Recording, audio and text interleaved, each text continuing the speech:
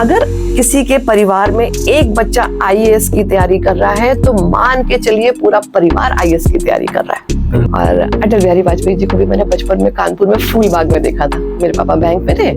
फिर जब मैं कलाम साहब के से मिली, उनसे मैंने कहा कि सर मैं आपके ऊपर एक पुस्तक लिखना चाहती हूँ। बोले बहुत किताबें हैं मेरे ऊपर। मैंने कहा नहीं सर, मैं एक नॉवल लिखना चाहती हूँ। नवाज कीजिए। प्यार यही मांगता है, बस प्यार आजादी मांगता है, प्यार विश्वास मांगता है, प्यार समर्पण मांगता है। जब बात एक लेखक की आती है तो हमारे जहन में कई सारे सवाल आते हैं। उनमें से जो पहला सवाल आता है कि एक लेखक किस तरह सोचता होगा, एक लेखक किस तरह सोचकर एक कहानी गढ़ता होगा एक खाली सफेद कागज पर, जिस कहानी को पढ़कर हम कभी इमोशनल हो जाते हैं, कभी हंसने लग जाते हैं, कभी अचंभित हो जाते हैं। क्या एक लेखक के मन में कहानी की पोटली किसी कोने पर रखी होती है जो एक एक कहानी को निकाल कर एक कागज पर रखता है और उसके बाद एक कहानी हमें मिल जाती है? ऐसे सारे सवालों के जवाब आज हम जानने वाले हैं। मेरा नाम है कमल। हमारे साथ आज कमाल की राइटर मौजूद है जिनका नाम है डॉक्टर रश्मि जी। बहुत बहुत स्वागत करते हैं रश्मि जी। धन्यवाद। नमस्कार कमल जी। मुझे भी यहाँ आकर बहुत अच्छा लग रहा है अपनी लेखकों की पोटली लेकर। बिल्कुल बिल्कुल। तो मैं थोड़ा सा बता दूं उनके बारे में कि उन्होंने बहुत सारी किताबें भी लिखी हैं और उन किताबों का भी जिक्र हम करेंगे इस प्रोग्राम के बीच में। तो सबसे पहले हम जानना चाहेंगे डॉक्टर रश्मि जी से कि थोड़ा सा अपने बारे में बता दें ताकि हमारे लिसनर, हमारे देखने वाले आपके बारे में थोड़ा सा जान पाए। जी, जैसा कि कमल जी ने बताया, मेरा नाम रश्मि है और मैं डॉक्टर रश्मि के नाम से किताबों में आप ढूंढेंगे मुझे। और मैं एक शब्द साधिका मानती हूँ अपने आप को। ऐसे शब्द रचती हूँ जिससे किसी के जीवन में थोड़ी खुशियाँ आ सके, थोड़ा प्यार आ सके, उसे एक सांत्वना मिल सके, उसके जीवन में रोशनी आ सके। ऐसी शब्द साधिका हूँ मैं। और मेरी किताबें अलग अलग विषयों पर हैं। मैंने डॉक्टर कलाम जी की जीवनी, कलाम की आत्मकथा लिखी। मैंने अटल जी की जीवनी, अटल जीवन गाथा लिखी। स्वामी रामकृष्ण परमहंस के 101 प्रेरक प्रसंग लिखे। लॉकडाउन के समय जब सब लोग बहुत दुख में थे तो मैंने उस समय सबको थोड़ी सी खुशी देने के लिए लॉकडाउन लव स्टोरी लिखी और व्हाट्सएप की कहानियां लिखी रिश्तों को समझने के लिए एक नई दृष्टि से। और हाल फिलहाल में मेरी किताब आई है इमरजेंसी, जो एक उपन्यास है इमरजेंसी की, जो कष्ट लोगों ने देखा था उसके विषय पर। और मैंने घाटी उपन्यास लिखा। ऐसे अनेक किताबें हैं, इकिगाई। और बस यही सब मेरा काम है, लिखना मेरा काम है और मैं लिखती रहती हूँ। तो मैम, आपके लिखने की शुरुआत आपने कब से की, ये जर्नी बताइए थोड़ा। दरअसल मैं ना बचपन से ही लिखती थी। जब हमारे टीचर हमें कहानियां सुनाते थे हमारे सिलेबस में, और जब मैं वो कहानियों को हम सिलेबस में पढ़ते थे तो मेरी एक अजीब आदत थी कि मैं उन कहानियों का अंत बदल देती थी। कभी कभी उन कहानियों को आगे पहुंचा देती थी तो एक नई कहानी बन जाती थी। तो ये काम मैं बचपन से करती थी। कभी कभी टीचर खुश भी होते थे, कभी कभी उनका समय भी खराब करती थी, लेकिन मैं हमेशा करती रही। फिर बड़े होने तक ये सिलसिला चलता रहा, मैं लगातार लिखती रही। और मेरे दोस्त थे, मेरे परिवार वाले थे, मेरे भाई बहन थे, सब मुझे बहुत प्रेरित करते थे। फिर शादी के बाद मेरे परिवार ने मुझे बहुत प्रेरित किया, पति ने बहुत प्रेरित किया और ऐसे मैं लिखती रही।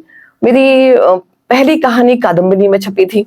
वो भी एक प्रेरणा की वजह से छपी, क्योंकि मेरे दोस्तों ने वो पढ़ी, उन्होंने कहा ये पेपर में तूने क्यों रखी है, इसे भेजना कहीं। और मैंने कादम्बिनी में भेज दी और आप हैरान हो जाएंगे, उसे पुरस्कार मिला था। वो मेरी पहली कहानी थी। तो इस तरह से मैं लिखती चली गई बस। तो आपने बचपन में पहचान लिया था कि हाँ मुझे अब लिखना ही है, ऐसा कुछ? नहीं, ऐसा कुछ नहीं तय किया था, बस शौकिया लिखती थी। मैं सच बताऊं, मैं आज भी शौकिया ही लिखती हूँ। आप मुझसे जबरदस्ती नहीं लिखवा सकते।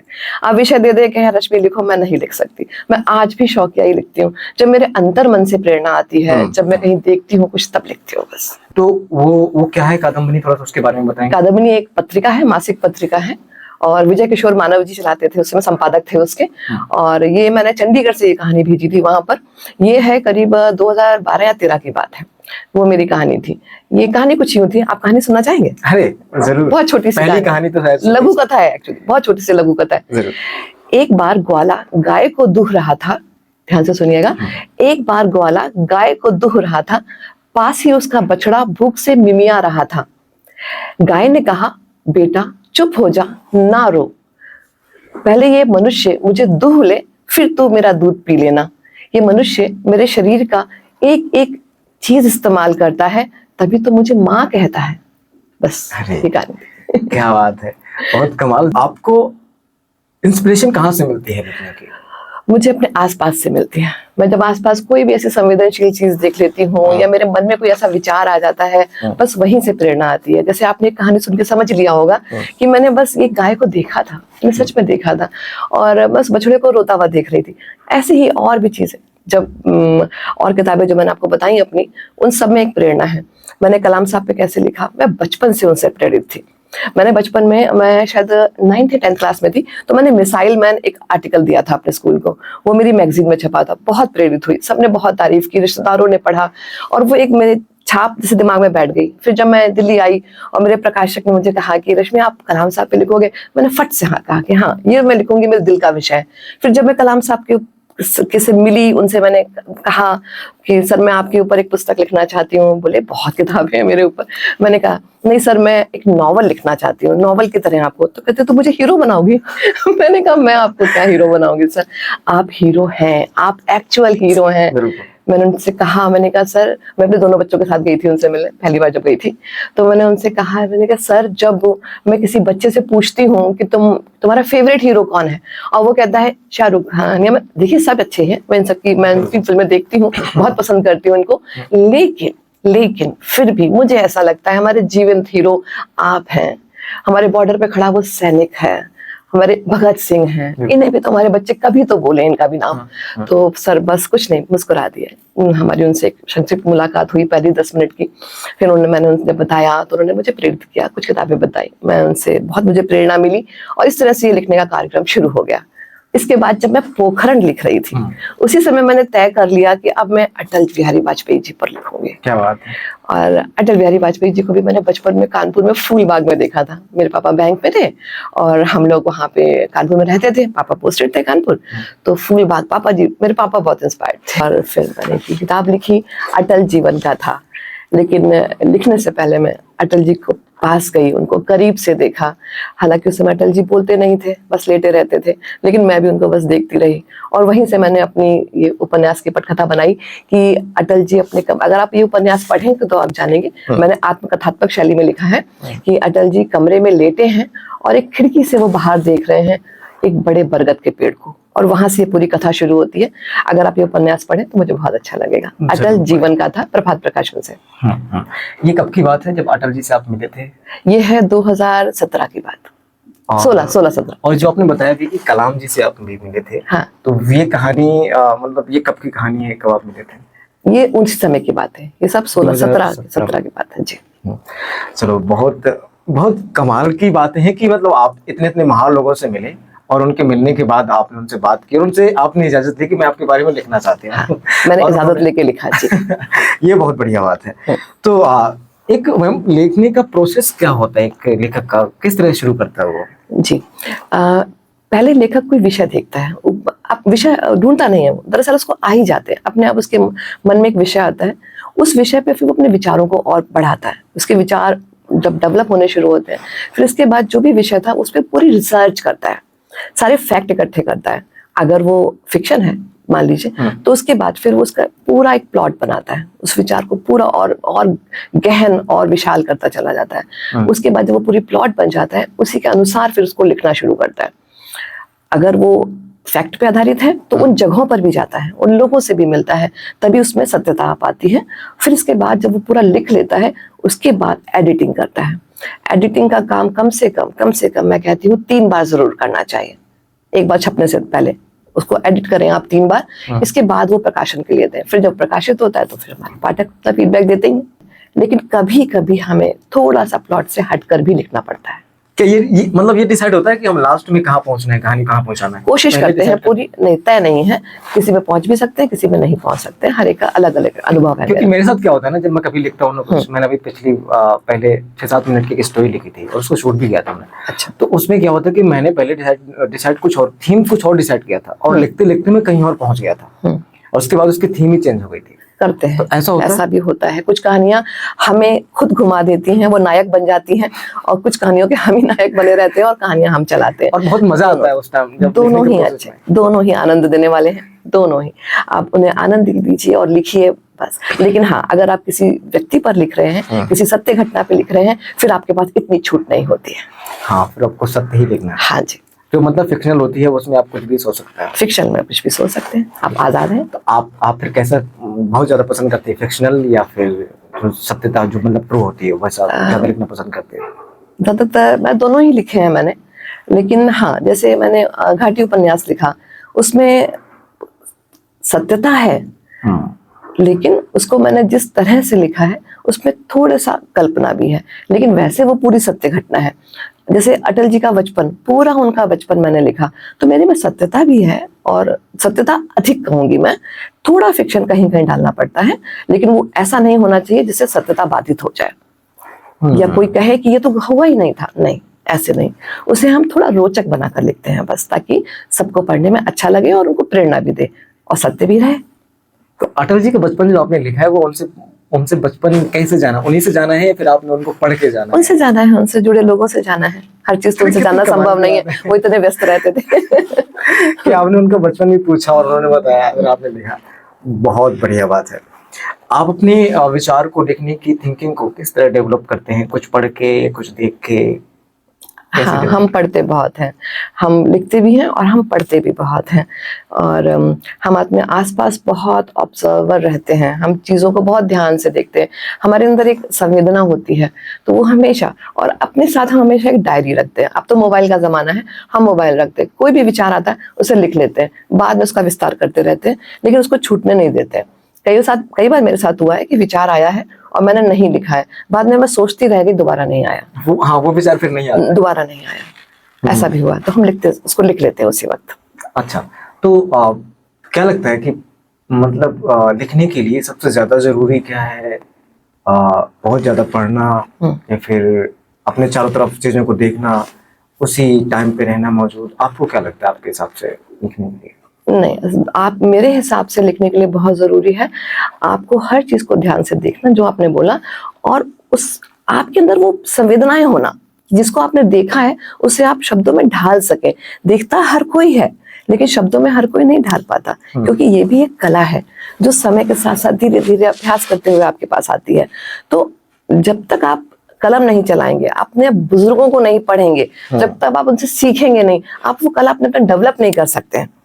जैसे एक बच्चे को पूरा सिलेबस पढ़ाया जाता है, पूरे साइंस के प्रैक्टिकल सिखाए जाते हैं, फिर जाके कभी वो बड़े प्रैक्टिकल कर पाता है और अपने इन्वेंशन कर पाता है, ऐसे ही हमें भी पहले अपने बुजुर्गों को पढ़ना चाहिए, अपने आसपास के पूरे माहौल को, समाज को समझना चाहिए, उसके बाद ही उस पर कलम चलानी चाहिए। मैं आपको थोड़ा सा बता दूं, आप सुन रहे हैं हुनर के जादूगर प्रोग्राम। मेरा नाम है कमल और हमारे साथ हैं डॉक्टर रश्मि जी, जो कमाल की लेखिका हैं, काफ़ी सारी उन्होंने किताबें भी लिखी हैं। और अगर आप भी जुड़ना चाहते हैं इस प्रोग्राम में तो हमारे साथ जुड़ सकते हैं। जुड़ने के लिए कॉन्टैक्ट नंबर है 8800475080, 8800475080, और दूसरा नंबर रहेगा 9873551078, 9873551078। इन दोनों ही नंबर पे आप जुड़ करके हमसे सवाल जवाब, जो भी आप बातें शेयर करना चाहते हैं, आप कर सकते हैं। चलिए बढ़ते हैं हम इसी प्रोग्राम की तरफ, अगले सवाल जवाबों की तरफ। तो मैम, क्या आपके साथ ऐसा भी कभी हुआ है कि कभी लिखने का दिल ना कर रहा हो, मन ब्लॉक हो गया हो, कुछ लिख रहे हो तो कुछ निकल ना रहा हो दिमाग से, कुछ ऐसा हुआ क्या?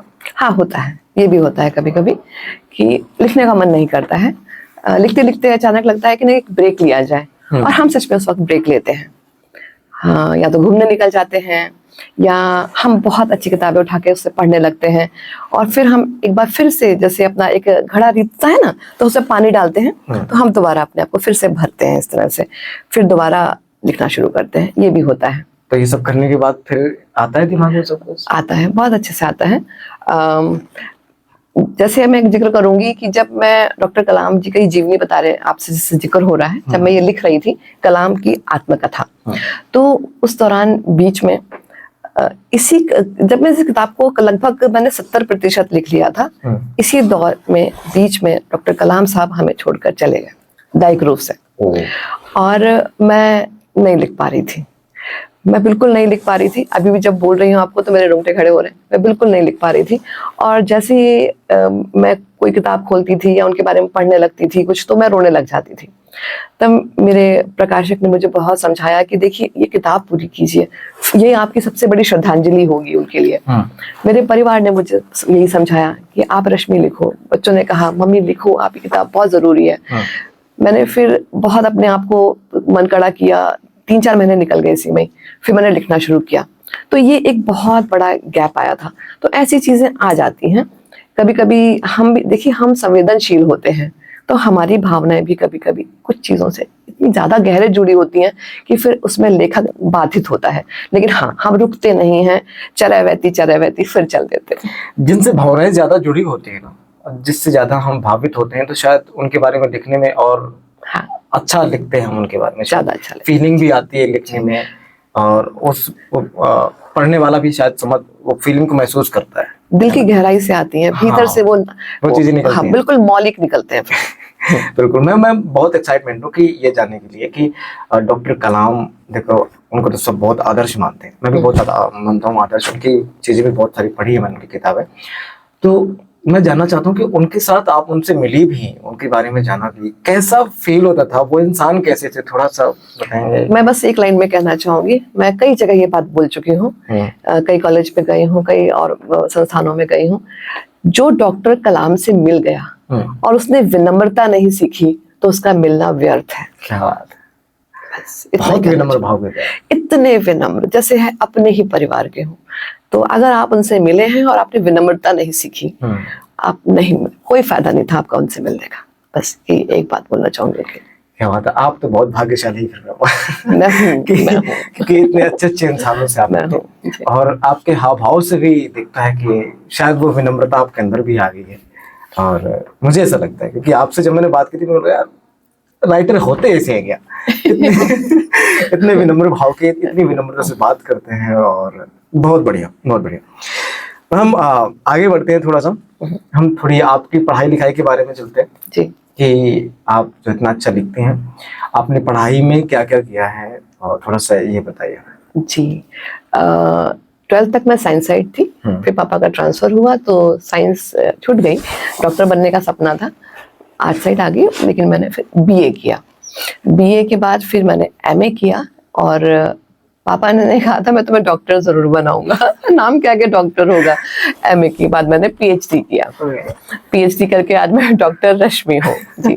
मेरी पीएचडी थी, मेरे फेवरेट, सबसे फेवरेट मेरे ऑथर जिन्हें हम कहेंगे संत कबीर, कबीर साहब पर मेरी पीएचडी है। ओके जी, मैंने वो विषय चुना और उनके साहित्य पर पीएचडी की। ये मेरी आगरा यूनिवर्सिटी से हुई थी 2004 में। और ये मेरा एकेडमिक है जो आप जानना चाह रहे थे। तो ये मतलब इस बीच जो आप ये पढ़ाई कर रही थी, पीएचडी कर रही थी, आपने एमए भी किया, हाँ, इस बीच आपको कब ख्याल आया कि मैं लिखना शुरू करूं, मैं राइटर बनूं? मैं लगातार लिख रही थी। नहीं, पहले से आप लिख रही थी, लेकिन राइटर बनने का ख्याल आया, ऐसा कुछ मोमेंट था? हाँ, ऐसा हुआ जब मैं दिल्ली आई तो मैं यहाँ पुस्तक मेले में गई। मेरे आते ही कुछ दिनों बाद देखा मैंने कि यहाँ दिल्ली में पुस्तक मेला लगा है।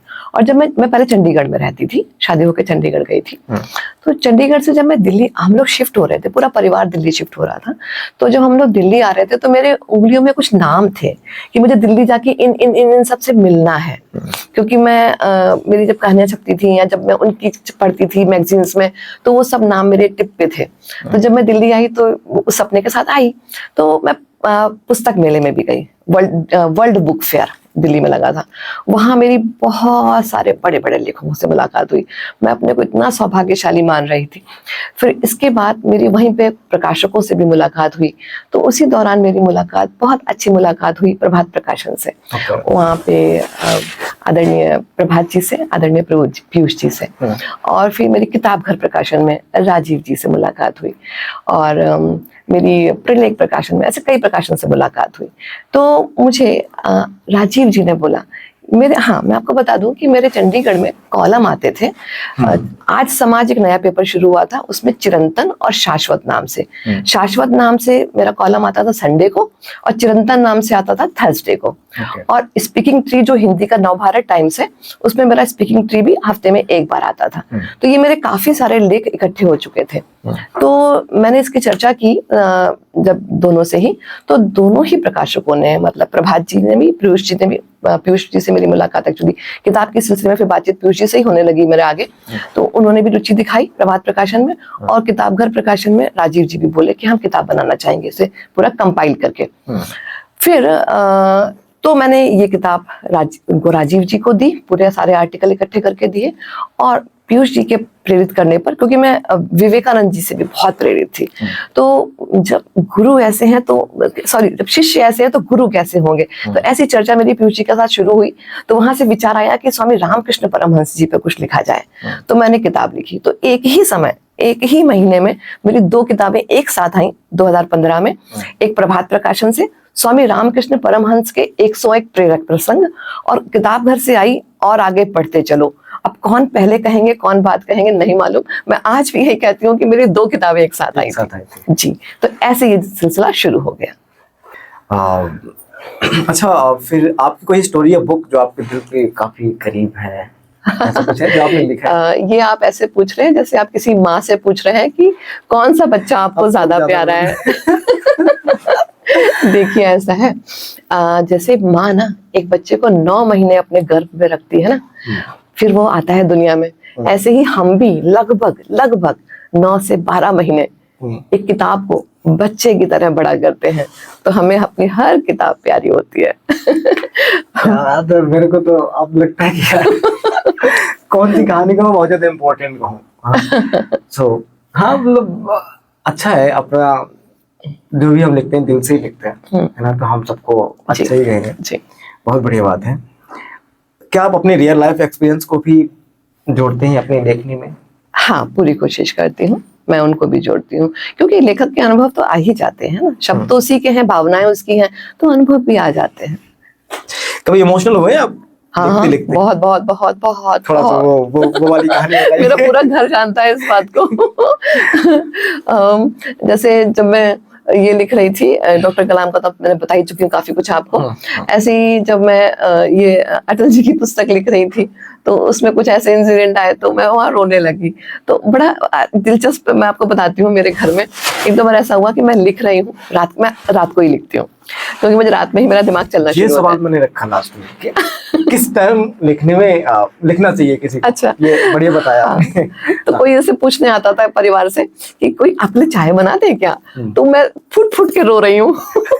उन्होंने एक दो बार देखा कि मैं फुट के रो रही हूँ, तो शुरू में पूछा कि तुम आप ठीक हो? मैंने कहा हाँ मैं ठीक हूँ। तो समझ गए अच्छा ये लिखते लिखते रो रही हैं।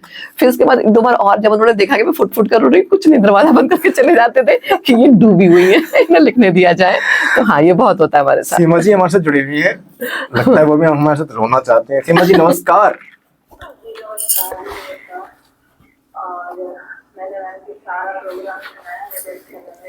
क्या बात,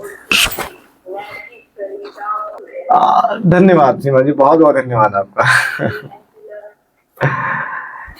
ऐसे ही जुड़ते रहिए हंसी खुशी के साथ हमारे साथ, और अपने एक्सपीरियंस शेयर करते रहिए। क्या आप भी लिखते हैं? आपके साथ लिखते वक्त क्या होता है? क्या आप भी जानना चाहते हैं कि लिखने के लिए सबसे ज्यादा जरूरी क्या होता है? हमारे साथ एक्सपर्ट हैं जिन्हें काफी एक्सपीरियंस है लिखने का, वो काफी किताबें भी लिखी हैं, तो उनसे राय ले सकते हैं, अच्छा मौका है। मैम हम कहा थे कि इमोशनल, हाँ जी, आप लिखते लिखते मतलब उस टाइम फिर क्या हुआ जब आप लिख रहे थे? बस लिखा, वो मौलिक बनकर आया सामने। जितने इमोशन होंगे वो उतना, देखिए जो आपके दिल से निकल रहा है वो दूसरे के दिल तक पहुंचेगा ना फिर। बिल्कुल, और वही हमारा मेन मकसद होता है कि सामने वाला पढ़ के वो महसूस कर पाए जो हम महसूस कर रहे हैं जी। अगले सवाल पे चलते हैं। मैम आपके हिसाब से एक अच्छी कहानी में क्या होना चाहिए? एक अच्छी कहानी में लोगों के लिए मनोरंजन के साथ साथ कोई ना कोई संदेश जरूर होना चाहिए। संदेश जैसे जरूर होना चाहिए। हम सिर्फ मनोरंजन के लिए अगर किसी को कहानी दे रहे हैं तो वो उसको बस क्या, उसके बाद क्या, परिणाम क्या उसका? मनोरंजन हुआ वो तो हुआ, ठीक है, लेकिन कोई संदेश जा रहा है, एक बेहतर समाज बन रहा है क्या, कुछ उससे रोशनी मिल रही है? क्योंकि आपने चिराग जलाया और अगर रोशनी ही ना हुई तो क्या फायदा? कोई संदेश जरूर जाना चाहिए। बिल्कुल, आपकी लिखनी से। बिल्कुल, संदेश जैसे इस तरह की कि जो चीजें रोजमर्रा के लिए लोगों के साथ चल रही होती हैं। हाँ, मैं ये नहीं कह रही कि हाँ एक मैं अच्छा क्लियर कर दूं, ऐसा नहीं कि आप ये सोचें कि कोई उसको वैल्यू बेस्ड मतलब हाँ अच्छा बनो अच्छी, ऐसा ना। या तो उसके अंदर कोई दुख है, उसे सांत्वना मिल जाए, या उसे कोई एक निर्णय नहीं ले पा रहा, वो दृष्टि मिल जाए, उसे कुछ तो मिल जाए। आपकी कहानी पढ़ने के बाद उसको जीवन की एक दिशा तो मिल जाए, तब तो आपकी लेखनी सफल है। आपने एक किताब लिखी हाई वैल्यू वुमेन, जी। हम उसमें पहुंचते हैं, आपने पहले बता ही दिया था। तो आपको क्या लगता है हाई वैल्यू वुमेन में एक सबसे अच्छा गुण क्या होते हैं? आपने क्या सोच के लिखा, उस किताब में क्या है? हाँ, मैं ना बहुत ध्यान से देखती हूँ समाज को, लोगों को, चीजों को, उनके आदतों को या उनके व्यवहार को। तो मैं न जाने मुझे ऐसे क्यों लगता है कि अभी भी बहुत सारी महिलाएं ऐसी हैं जो अपने हुनर को, अपनी शक्ति को, अपने ज्ञान को, अपने होने को सही से इस्तेमाल नहीं कर पा रहे। उनका व्यक्तित्व दबा हुआ सा रह जाता है। इस वजह से या तो वो कुंठा में रहती है या उसका गलत प्रयोग करती है। तो मुझे लगता है कि स्त्रियों को, महिलाओं को अपनी शक्ति को पहचानना चाहिए और उन्हें समझना चाहिए कि हमारा मुकाबला किसी से नहीं है। ये तो मैं स्त्रियों के लिए, सबके लिए कहूंगी, बच्चे के लिए भी कहूंगी, किसी से आपका मुकाबला नहीं है। आप एक इंडिविजुअल पर्सन है, आपका मुकाबला आपके अपने साथ है। तो आप अपनी खूबियों को निखारिए, अपने हिस्से का योगदान इस समाज में दीजिए। तो मैं हाई वैल्यू वुमेन ऐसी औरतों को कहना चाहूंगी जो जिनके अपने वैल्यूज हैं कुछ, जिनका व्यक्तित्व दबा नहीं है, जो ना तो झगड़ा करने को समाधान मांगती हैं और ना ही दबने को। यानी कि आप आपका व्यक्तित्व इतना ऊंचा हो कि आपके सामने बोलने से पहले इंसान सोचे एक बार। आप अपने अपने गुणों को पहचानिए। देखिए हम क्या करते हैं, हम दूसरों को सुधारने में लगे रहते हैं। अगर परिवार में महिलाएं हैं तो दूसरों को सुधारने में या उनकी गलतियां निकालने में। पहले आप अपने आप को इतना बेहतर बना लो कि आपके आसपास की चीजें अपने आप ही बेहतर होती चली जाएंगी, आपसे प्रेरणा लेना शुरू कर देंगी। तो मैं बस यही चाहती हूँ कि हमारी देश की महिलाएं, सभी महिलाएं, देश की क्यों, सभी महिलाएं अपने अंदर जो वैल्यूज हैं उन्हें बढ़ाएं। हमारा ये, और जो हम एक फेमिनिज्म के नाम पर भी जो हम एक खड़ा करते हैं नैरेटिव, वो सब हमें इसकी आवश्यकता ही नहीं है। हम अपनी आज़ादी को कहाँ लेकर जा रहे हैं, हम अपने गुणों को कहाँ लेकर जाते हैं, हमें ये देखना पड़ेगा। हाई वैल्यू वुमेन वो नहीं है जो किसी से मुकाबला और किसी और से कर रही है, या मैं सीधे सीधे कह दूं कि हमारा किसी पुरुष से कोई मुकाबला नहीं है। हमने बोला कि भाई सदियों से पुरुषों ने हमें दबा के रखा, तो अब हम अपनी स्वतंत्रता मांग रहे हैं। तो अभी भी समाज इक्वल कहाँ हुआ? हमने पुरुषों से अगर स्वतंत्रता मांगी और फिर हमने पुरुषों को दबाना शुरू किया तो समानता तो अभी भी नहीं आई।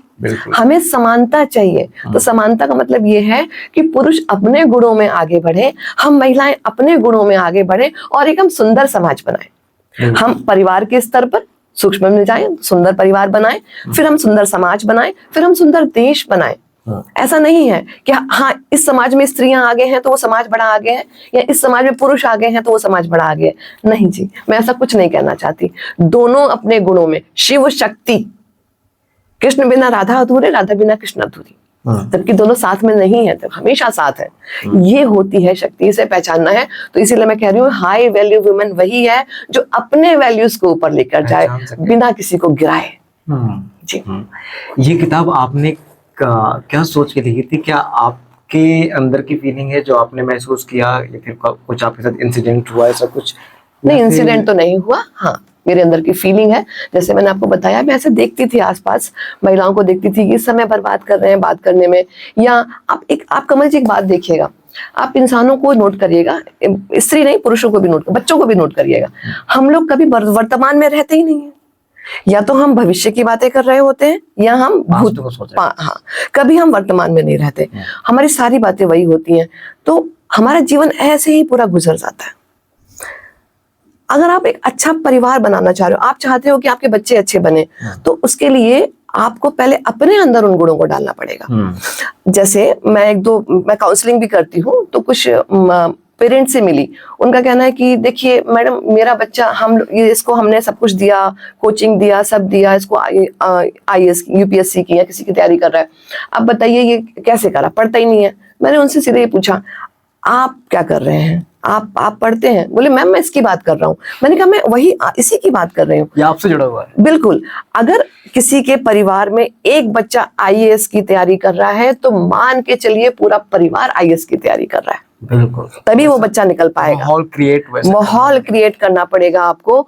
और जब आपका बच्चा आपको देखेगा पढ़ते हुए तो वो एक बार, 2 बार, 3 बार, एक बार ऐसा समय आएगा वो उठा लेगा किताब। बिल्कुल, बहुत फर्क पड़ता है। कहने से कभी फर्क नहीं पड़ता, करने से फर्क पड़ता है, क्योंकि लोग आपको देखते हैं।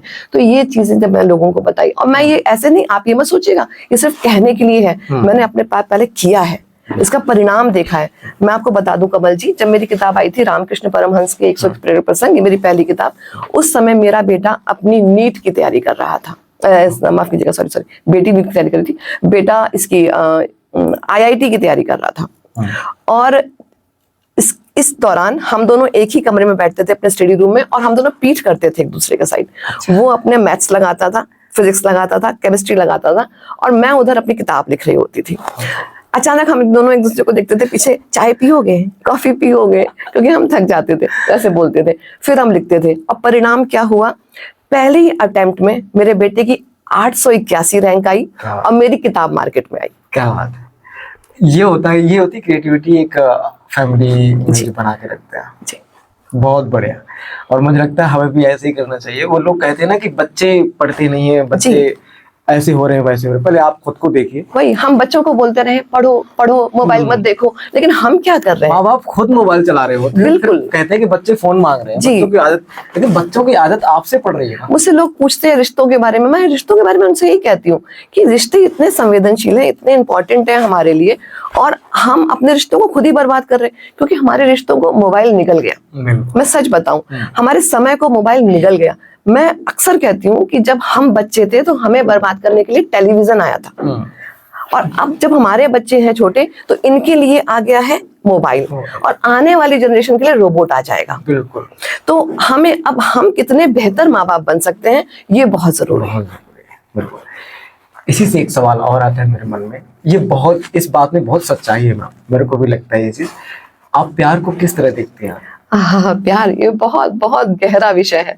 देखिए, मैं प्यार को एक बहुत गहरी भावना की तरह देखती हूँ। मेरे लिए प्यार कुछ बूंदे नहीं है, 2-4 जो 1-2 लोगों पर गिरा दी जाए। मेरे लिए प्यार एक बरसात है जिसमें सारे संसार को डुबो दिया जाए। ये है मेरे लिए प्यार। देखिए, प्यार ना वो है जो एक ऐसा बंधन है जो दिखता नहीं है। जो बंधा हुआ दिखे कमल जी, वो प्यार नहीं है। जो बंधा हो पर दिखे नहीं, वो प्यार है। क्या बात है मेरे लिए। तो प्यार एक बहुत गहरी भावना है। इसे समेटिए मत, सिकोड़िए मत, इसे संकुचित मत बनाइए, इसे बहुत गहरा बनाइए। तो जब हम एक किसी फूल को खिलते हुए देख रहे हैं, एक चिड़िया उड़ते देख रहे हैं, ये सब प्यार है, ये पूरा संसार प्यार है। आपको पता है ना, आत्मा के 7 गुण होते हैं, है ना? सुख, शांति, इसमें प्रेम, आनंद, पवित्रता, ज्ञान, इसमें प्रेम भी एक है। तो प्रेम तो आत्मा का गुण है, बहुत बड़ा गुण है। इसे हमने बड़ा संकुचित बना दिया। वो स्वार्थ है जिसे आप कह रहे हो, वो किसी संग कमिटमेंट है एक्चुअली, उसको बांध के रखना है, जिसको हम प्यार समझने लगे, वो प्यार नहीं है। प्यार इसको कहते हैं। और मैं प्यार के साथ एक और चीज जोड़ती हूँ, सम्मान। अगर सम्मान नहीं है तो प्यार जीवित नहीं रह पाएगा। बिना सम्मान के तो कोई रिश्ता ही नहीं रह पाएगा इस दुनिया में। सबसे ऊपर सम्मान है। जैसे एक पौधा होता है ना गमले में, पौधे की जो जड़ है ना वो सम्मान है। अब जब आप किसी रिश्ते में सम्मान देते हैं तो उसके बाद रिवर्ट में जो फूल खिलते हैं ना, वो प्यार है। क्या बात है, मेरे हिसाब से। बिल्कुल। एक नॉर्मल इंसान इस चीज को कैसे समझे, उसके साथ ऐसी चीजें घटित हो रही हो, मान लो प्यार, आप तो एक अलग तरीके से बता रही हैं, तो आपके हिसाब से वो कैसे रियल सच्ची मतलब प्यार को समझ सके, कैसे समझे? अपने प्यार को ना आजादी दीजिए, अपने प्यार पे विश्वास कीजिए। प्यार यही मांगता है बस। प्यार आजादी मांगता है, प्यार विश्वास मांगता है, प्यार समर्पण मांगता है। जब आप ये देंगे ना, अगर वो आपका प्यार है तो आपके पास ही रहेगा, कहीं जा ही नहीं सकता। लेकिन जहां आपने उसे बांधना शुरू किया, आपने उसको आजादी नहीं दी, आपका समर्पण ही नहीं है, तो वो स्वार्थ बन गया, फिर प्यार नहीं है। फिर कितने दिन, 1 साल, 2 साल, 4 साल, फिर मैं उसी पर आ जाती हूँ जो हम 2 लोगों के प्यार की बात करते हैं। कमिटमेंट जब तक पूरा होता जा रहा है प्यार है, वो प्यार नहीं है, वो एक रिश्ता है। जहां कमिटमेंट खत्म, प्यार खत्म। क्या बात है। बहुत बहुत कमाल की बातें बताई हैं आपने। हम एक अगले सवाल में आते हैं, प्यार से जुड़ा हुआ। जब आप अपने चाहने वालों से मिलते हैं, चाहने वालों मेरा मतलब जो जो किताबें लिखते हैं, हाँ। आपको वो पढ़ते हैं, हाँ। उनसे मिलते हैं, तो आपको कैसे महसूस होता है? क्योंकि वो भी आपसे मैं उल्टा प्रश्न करती हूँ, मैं आज आपसे पहली बार मिली, आपको मुझसे मिलके कैसा लगा? आपको मेरे चेहरे की स्माइल बता रही होगी मुझे कैसा लगा। बस मुझे भी ऐसा ही लगता मैं तो कल से एक्साइटमेंट था कि हम आ रहे हैं, और ये मेरा फर्स्ट बार है कि मैं किसी लेखक के सामने बैठा हूँ और उनसे उनकी जर्नी पूछ रहा हूँ, उनसे उनके मन की भावना जान रहा हूँ, वो क्या सोचते हैं, किस तरह सोचते हैं, ये जानने की इच्छा थी। हाँ। सो मैं बहुत एक्साइटमेंट। आपको मैं कमल जी बता दूं, ये आत्माओं का रिश्ता होता है। हम इस जन्म में नहीं मिले, पहले भी मिल चुके हैं, है ना जी। तो होता क्या है कि अगर मुझसे मिलकर आपको खुशी मिले, आपसे मिलकर मुझे खुशी मिली, तो बस यही तो प्यार है। इसी पे पूरी दुनिया टिकी हुई है, पूरी दुनिया इसी पे टिकी है। इसी को तो हम खोते जा रहे हैं बस। बहुत बढ़िया। आपको लाइफ में लिखते वक्त लिखने के लिए कभी आपके अंदर कुछ चैलेंजेस आए, परेशानी?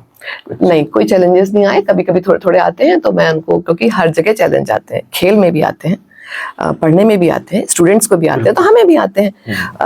मैं आपको प्रभात प्रकाशन के हमारे बाबूजी की एक बात बताती हूँ। जरूर जी। हमको बाबूजी बोलते हैं सब हमारे। अब तो वो दैहिक रूप से नहीं है हमारे बीच, लेकिन उनकी जो सारे ज्ञान शिक्षाएं हमारे साथ आज भी हैं। तो मुझे बाबूजी ने एक बार अपने केबिन में बुला के कहा था, हम बैठे बहुत देर बातें करते थे, तो बाबूजी ने मुझे बोला कि रश्मि, कुछ समय बाद न तुम रहोगी, न मैं रहूंगा, न कोई रहेगा, लेकिन तुम्हारी किताबें रहेंगी। और जब भी कोई तुम्हारी किताब अपने हाथ में लेगा, तो तुम उसके हाथ में फिर से जिंदा हो जाओगे। अरे वो बात मुझे ऐसे दिमाग में लग गई। मैं कहा कितना अच्छा कह रहे हैं, और वो इतनी प्रेरक बात है, मैं इसे कभी नहीं भूलती, मैं इसे कभी भी नहीं भूलती, ना भूल सकती हूँ। बिल्कुल। तो ये चीजें मुझे इतनी प्रेरणा देती हैं कि छोटी मोटी तकलीफें, छोटे मोटे क्या है उसके सामने। जो आपको पढ़ेगा वो आपको जिंदा पाएगा वहां पर। मैं जिंदा रहना चाहती हूँ फूलों की तरह महकूंगी सदा, खुशबू सी बिखर जाऊंगी, चेहरे पे हंसी दे के सबके चुपके से गुजर जाऊंगी। बहुत बढ़िया, बहुत बढ़िया। कभी आपको रिजेक्शन मिला है किताब आपकी पब्लिशर ना हुई हो? कभी नहीं। कभी? मेरे किताब घर से मेरी किताबें हैं, 2 किताबें किताब घर से हैं, एक किताब ज्ञानपीठ से है, लेकिन मेरी लगभग 20 किताबें प्रभात प्रकाशन से हैं। आज तक कभी ऐसा नहीं हुआ कि उन्होंने कहा हो, मैंने विषय सोचा हो और उनसे डिस्कस किया हो पीयूष जी से कि पीयूष जी मैं इस विषय पर लिखना चाहती हूँ, कभी उन्होंने कहा हो, हमेशा प्रेरित किया, हाँ लिखिए ना, हाँ लिखिए जरूर। बहुत बढ़िया। आजकल क्या लिख रही हैं आप? इन दिनों में मैं आध्यात्मिक तरफ थोड़ा मुड़ गई हूँ, तो मेरा बड़ा मन था कि मैं अपना वेदों को पढूं, महाभारत पढूं, भगवत गीता पढ़ चुकी हूँ, लेकिन फिर से पढूं उसे। तो ये सब मेरा बड़ा मन था, तो मैं महाभारत मैंने उठाई, उसे पढ़ना शुरू किया। किंडल पे पढ़ती हूँ मैं आपको बता दूं, और गीता प्रेस गोरखपुर की पढ़ती हूँ। पहले पढ़ती हूँ, फिर इसके बाद ही उस पर कलम चलाती हूँ। ये मेरा नियम है हमेशा से, कल्पना पे कभी नहीं जाती मैं ऐसी चीजों के लिए जो फैक्ट है जी। तो मेरे बच्चे मुझसे बहुत ज्यादा हिले हुए हैं, और हम दोस्त हैं एक्चुअली, मेरे दोनों बच्चे। तो मैं महाभारत की कहानियां पढ़ पढ़ के, अब दोनों मेरे भी पास नहीं है, मेरा बेटा बाहर नौकरी कर रहा है, अमेरिका में है, मेरी बेटी मुंबई में है, वहां पढ़ रही है। तो मैं उनको कहानियां सुनाने लग गई, हस्बैंड को भी सुनाती थी। जैसे हम लोग की आदत है, हम हफ्ते में एक दिन साथ बैठते हैं, कितने भी बिजी हो हम हफ्ते में एक दिन जरूर साथ बैठते हैं। पूरी फैमिली? नहीं, बच्चे तो दोनों बाहर है ना, तो मैं और मेरे हस्बैंड हम दोनों हफ्ते में एक दिन जरूर साथ बैठते हैं, खूब सारी बातें करते हैं, हम सोफे पे बैठ जाते हैं, खूब सारी बातें करते हैं। तो मैं ऐसे कहानियां सुनाती थी, तो उन्होंने मुझे बोला, मेरे बच्चों ने, इन्होंने भी, कि आप ये जो कहानियां हमें सुना रहे हो, आप सबको सुनाओ ना, कितनी इंटरेस्टिंग लग रही है, ये मजा आ रहा है। तो फिर मैंने लगभग 2 महीने हो गए, मैंने अपना यूट्यूब चैनल शुरू किया, कहानीबाज रश्मि, जिसे मेरे, अगर चाहे मेरे श्रोता जो भी सुन रहे हैं वो जरूर सुनना चाहे तो सुने। उसमें मैं बड़े सिलसिलेवार ढंग से हर एक के ऊपर, यूट्यूब में भी है, इंस्टाग्राम में भी है, और ये एक थ्रेड पे भी है, और सब जगह जो हो सकता है। कहानीबाज रश्मि हाँ, आप जरूर सुनिएगा। और ये महाभारत की पूरी सीरीज सुनाती जा रही हूँ मैं। एपिसोड 1 मैंने उसमें एपिसोड भी डाल दिए हैं ऊपर, ताकि कोई सुनना चाहे तो उसको लगातार सिलसिलेवार सुन सके। मैं इस पर एक बड़ा कोई ग्रंथ लाना चाह रही हूँ, वो मेरा अभी काम चल रहा है। जैसा आपने पूछा भी। आप बहुत बड़ा ग्रंथ मतलब समझिए। मैं इसे थोड़ा महाभारत तो सब जानते हैं उस कहानी को, मैं थोड़ा इसको और आएगा तब देखिएगा ना। चलो, ये हमारे लिए एक पेशेंस, धैर्य रखना पड़ेगा आपको सुनने के लिए, देखने के लिए। चलो, कमाल की बात है। अभी जो लोग हमें सुन रहे हैं या देख रहे हैं, अगर वो भी आपसे प्रेरित होकर लिखना चाहते हो, हाँ। तो उनके लिए आप क्या एडवाइस देना चाहेंगे? मैं यही कहना चाहूंगी, पहले आप लोग खूब पढ़िए। देखिए, मैं एक बात यहाँ हमेशा कहती हूँ, क्योंकि मैं उड़ान के जरिए जाती हूँ, वर्कशॉप्स लेती हूँ, डीयू की वर्कशॉप्स लेती हूँ, उनको बच्चों को लिखना सिखाती हूँ, कॉलेज के जो हमारे हैं। मैं सबसे ये कहती हूँ कि देखो बेटा, अभी ऐसा कुछ भी नहीं है जिस पर लिखा नहीं गया है। हर विषय पर हमारे बड़ों ने लिख के छोड़ दिया है, सब कुछ लिखा जा रहा है। हमारे पास अब दो ही ऑप्शन है, या तो हम कुछ नया लिखें या उसे कुछ नए ढंग से लिखें। तो इसके लिए पहले तो आप खूब पढ़िए और फिर इसको कुछ नया लिखिए, कुछ नए ढंग से लिखिए उसे। मान लीजिए, सवाल मैं नहीं कर रहा हूँ, हमारे देखने वाले सुनने वाले कर रहे हैं। हाँ। कि लिखने के लिए सबसे ज्यादा क्या जरूरी है पढ़ना, अपने सोच को डेवलप करने के लिए? साहित्य के तो बहुत रूप है ना, आप किसमें रुचि है, कविताओं में है, आपकी उपन्यास कहानी में है, किसमें है, ये तो आप तय करेंगे ना। जिसमें आपकी रुचि है उस विषय को खूब पढ़िए आप। ये कोई सिलेबस की तरह तो है नहीं कि मैं कह दूं कि हाँ आपको ग्रामर सीखनी है तो ये ले लीजिए, आपको प्रैक्टिकल सीखने हैं तो ये पढ़ लीजिए। ये तो एक पूरा समुद्र है, जिसमें आपकी रुचि है उसमें आप आराम पढ़ते जाइए। बहुत बहुत साहित्य है हमारे पास। किसी राइटर के नाम लेने चाहेंगे आप, जिसको आप ज्यादा पढ़ती हो, या फिर आप किसी को मेंशन करना चाहते हो कि राइटर बहुत कमाल का लिखते हैं? देखिए, जैसे मैंने आपको बोला कि मेरी प्रेरणा तो मुझे कबीर साहब से ही मिली। अगर मुझे आप आज की डेट में कोई मुझे बोले कि किससे मिलना चाहोगे, तो मैं संत कबीर से मिलना चाहूंगी। उनके संग बैठ के मैं 1-2 घंटे उनसे बात करना चाहूंगी, पूछना चाहूंगी आपको ये दृष्टि कहाँ से मिली, आप कैसे लिखते हैं। और वैसे अगर आप मुझसे पूछे तो हाँ, मैं अपने समकालीन सभी लेखकों को लगभग पढ़ती हूँ, उन्हें उनके साथ उठती बैठती हूँ और बहुत प्रेरित हूँ। नहीं तो अगर आप कहें तो मैं भीष्म साहनी को मैंने बहुत पढ़ा है। मैं बच्चों को बहुत कहती हूँ आप भीष्म साहनी को पढ़िए, आप अमृता प्रीतम जी को पढ़िए, आप बहुत मैं ये चित्रा मुद्गल जी हो गई, ये मन्नू भंडारी जी का साहित्य, विपुल साहित्य, इनको पढ़िए आप। अगर महिला हैं तो आप और सबका पढ़िए आप, बहुत कुछ पढ़ते रहना। हाँ जी, बिल्कुल। आप अपने चाहने वालों को, आप अपने पढ़ने वालों को जो लिखना चाहते हैं, उनको क्या आप संदेश देना चाहते हैं? बस अपना प्यार बनाए रखिए और आप लोगों का प्यार, आप लोगों का साथ, ये हमारे लिए सबसे बड़ा हौसला होता है। जी, आपकी कोई लिखी हुई पद्य आप कुछ सुनाना चाहते हैं? पद्य, कहानी, कुछ भी हो सकती है जो आपको बेहद पसंद है, वो आप प्लीज सुना सकते हैं। अच्छा, मैं 2 लाइन सुनाना चाहती हूँ, बहुत छोटी सी है ये। कि रिश्ते जैसे पानी हो, प्रेम जैसे कोई रवानी हो, ख्वाहिशें हमारी कश्ती सी, कभी डूबें कभी उतराएं, उसमें ये तैरने का अहम, सागर को बांधने का वहम, ऐ जिंदगी तू लहर के अलावा कुछ भी तो नहीं। अरे क्या बात, क्या बात, आपने जिंदगी को बहुत गहराई से जोड़ दिया। हाँ, और जिंदगी है ही गहराई से जुड़ी हुई है। जी। बहुत अच्छा लगा आपके साथ ये प्रोग्राम करके। और भी कुछ आप बताना चाहते हो तो प्लीज बता दीजिए, कुछ रह गया हो या फिर रह जा रहा हो तो प्लीज बताइए। और क्योंकि हम इस प्रोग्राम को खत्म करने जा रहे हैं। अच्छा लगा आपसे बात करके, और मुझे उम्मीद है कि हमारे श्रोताओं को, आपके अच्छा लगा होगा कुछ श्रोताओं को। और बाकी बस हम सब मिलकर, हम जहाँ हैं वहीं से एक सुंदर समाज बनाएं, बस यही मेरा संदेश है। बिल्कुल जी। तो हम आप सबसे कहना चाहेंगे कि आप भी अगर डॉक्टर रश्मि जी की लिखी हुई किताबों को पढ़ना चाहते हैं, तो हमने आपको बताया था कि प्रभात प्रकाशन से आप, प्रभात प्रकाशन दरियागंज, और नहीं तो अमेजन, फ्लिपकार्ट, किंडल, हर जगह अवेलेबल है। बिल्कुल। फिर हम इसी के साथ इस प्रोग्राम को यहीं पे समाप्त करते हैं। मैं हूं कमल और मेरे साथ हैं लेखिका डॉक्टर रश्मि जी। तो आपका बहुत बहुत धन्यवाद, आपने इतना कीमती से वक्त निकाल कर हमारे साथ जुड़े रहे, हमें आपने सुना, बहुत बहुत धन्यवाद। तो हम चलते हैं, मगर आप कहीं मत जाइएगा, सुनते रहिएगा गुड़गांव की आवाज 107.8 FM, आपकी आवाज, आपका रेडियो। नमस्कार।